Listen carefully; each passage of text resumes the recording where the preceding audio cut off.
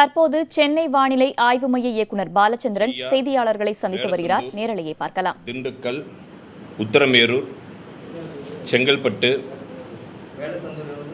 எல்லாம் சொல்றேன். செங்கல்பட்டு, சென்னை நுங்கம்பாக்கம், மதுராந்தகம், காமாட்சிபுரம், திண்டுக்கல், குடவாசல், இதெல்லாம் 4 சென்டிமீட்டர்.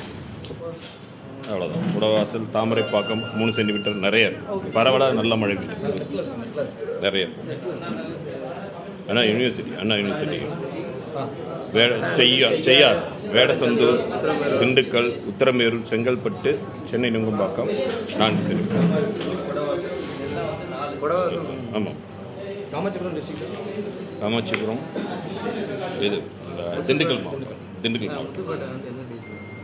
முத்துப்பேட்டை, திருவாரூர் மாவட்டம் 5 சென்டிமீட்டர்.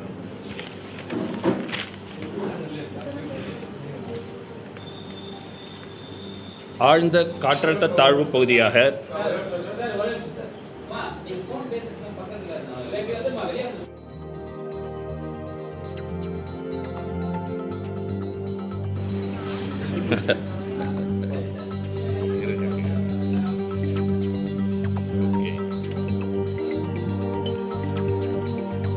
சென்னை வானிலை ஆய்வு மைய இயக்குநர் பாலச்சந்திரன் செய்தியாளர்களிடம் பேசி வருகிறார். நேற்று இரவு காரைக்காலுக்கு கிழக்கே 90 கிலோமீட்டர் தூரத்தில் ஆழ்ந்த காற்றழுத்த தாழ்வு மண்டலமாக நிலை கொண்டிருந்த நடா புயலானது தொடர்ந்து வலு இழந்து காற்றழுத்த தாழ்வு மண்டலமாக இன்று அதிகாலை 4 மணிக்கும் 5 மணிக்கும் இடைப்பட்ட நேரத்தில் காரைக்காலுக்கு தெற்கே சுமார் 20 கிலோமீட்டர் தூரத்தில் கரையை கடந்தது. தற்பொழுது அது காற்றழுத்த தாழ்வு மண்டலமாக நாகப்பட்டினத்திற்கு மேற்கே சுமார் 15 கிலோமீட்டர் தூரத்தில் நிலை கொண்டுள்ளது. இது அடுத்து வரும் 12 மணி நேரத்தில் தொடர்ந்து காற்றழுத்த தாழ்வு பகுதியாக வலு இழக்கக்கூடும்.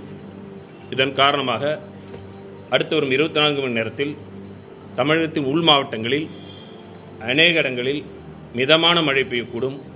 ஓரிரு இடங்களில் கனமழை இருக்கக்கூடும். மீனவர்கள் இன்று மாலை வரை கடலுக்குள் மீன்பிடிக்க செல்ல வேண்டாம் என்று கேட்டுக்கொள்ளப்படுகிறார்கள். பலத்த காற்றானது மணிக்கு 40 முதல் 50 கிலோமீட்டர் வேகத்தில் அடுத்து வரும் 12 மணி நேரத்திற்கு தமிழக கடற்கரை பகுதிகளில் வீசக்கூடும். கரை கடந்து வந்து அதிகாலையில் கடந்து வந்துட்டு இருந்தாங்க. காலை 7:30 மணி வந்து 70% முடிஞ்சிட்டு இருந்தாங்க. இன்னும் ஒரு 20 மெல்ல கடந்து வந்தாங்க. இதுதான் கரை கடந்து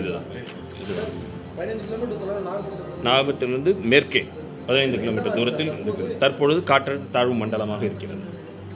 இதன் காரணமாக தமிழகத்தில் கடந்த 24 மணி நேரத்தில் அநேக இடங்களில் பரவலாக நல்ல மழை பெய்துள்ளது. அதிகபட்சமாக மகாபலிபுரத்தில் 11 சென்டிமீட்டர் மழை பதிவாகியுள்ளது. இது முதல் தொடர்ந்து இது மேற்கு நோக்கி நகரும்.